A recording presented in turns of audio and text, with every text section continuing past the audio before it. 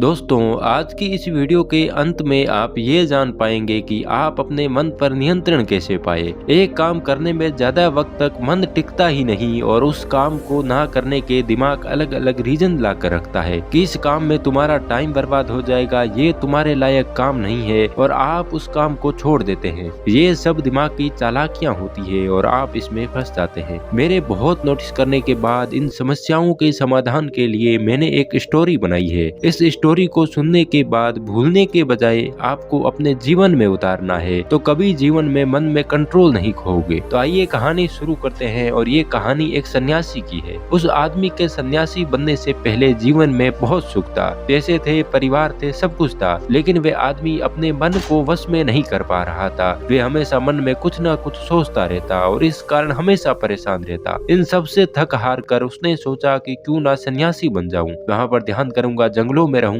तो मन भी वश में आ जाएगा। सन्यासी बनने के बाद वे जंगलों में तपस्या करता, ध्यान करता, भिक्षा मांगता, खाना खाता। काफी दिन निकल गए लेकिन मन वश में नहीं आ रहा था। मन में हमेशा सोचते रहने की आदत नहीं गई। एक दिन उसे एक आदमी दिखाई दिया। वो ना तो साधु था और ना ही ज्यादा पढ़ा लिखा। वे एक चरवाहा था। चरवाहा सन्यासी के पास आया और पूछा कि तुम आजकल बहुत परेशान लगते हो, क्या बात है, कोई समस्या है तो बताओ। सन्यासी गुस्से में आकर कहा कि मैं मन पर नियंत्रण नहीं कर पा रहा हूँ। सन्यासी गुस्से में बोला कि मैं अपने मन पर नियंत्रण नहीं कर पा रहा हूँ और अब तुम तो इसका समाधान बताने से रहे। मैं सन्यासी बन गया, जंगलों में तपस्या की और भिक्षा भी मांग ली, खाना खाया, फिर भी मन को वश में नहीं कर पा रहा हूँ और तुम तो अभी तक सांसारिक जीवन से ही बंधे हुए हो, तो तुम क्या मेरी समस्या का समाधान करोगे। ये सुनकर चरवाहा बोला, मैं तुम्हारी समस्या का समाधान कर सकता हूँ। तो सन्यासी आश्चर्यचकित हो गया और बोला, कैसे। चरवाहे ने कहा, मन को वश में करने के लिए किसी भी वस्तु का त्याग करना आवश्यक नहीं है।